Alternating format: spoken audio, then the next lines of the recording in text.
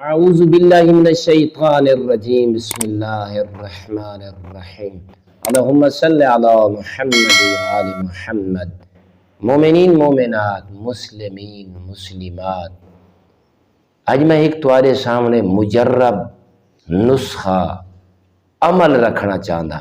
خدا را اپنے اتے رحم کرو۔ امام جعفر صادق علیہ السلام رسول خدا صلی اللہ علیہ وآلہ وسلم کو روایت فرمیندن کہ جیڑا مومن کوئی شخص جیڑا مردہ یا زندہ واسطے دعائیں منگدا ہے، فرمائنے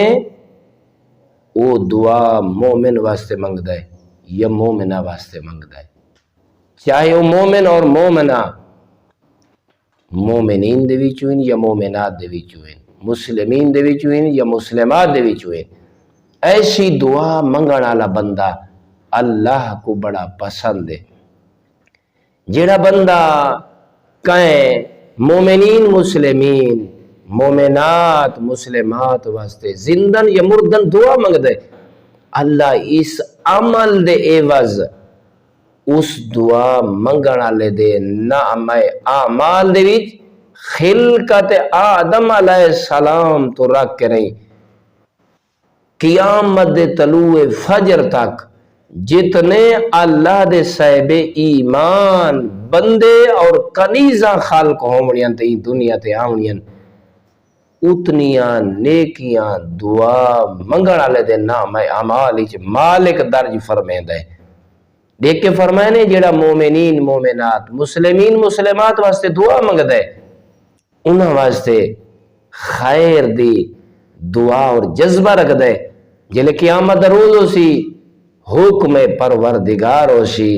کہ میرے اس بندے کو میری جہنم دے سپرد کرو، اللہ دے ملائک اس بندے خدا کو گھسیٹ کے اس جہنم دی طرف لے جا رہے ہو سن، تو اس وقت او مومنین مومنات او سامنے آوے سن، دیکھ اکسن پروردگار این دے واسطے ساکو شفیع قرار دے، اسا زندہ رہے ہیں یا کریم اللہ قبرہ چاہ ستے ہیں، اے تا او تیر عبد دے جیڑا سارے واسطے دعائیں منگدا ہا، اللہ انہاں دی اس آرزو کو پورا کرے سی، اس شخص واسطے انہاں کو شفیع قرار دے سی، اور اللہ انہاں لوگاں دیاں دعائیں دی وجہ تو اس جہنمی کو اللہ جنت داخل کر دے سی۔ تا اللہ رب العزت اسا ساریاں کو ایک باستے مخلص ہو کے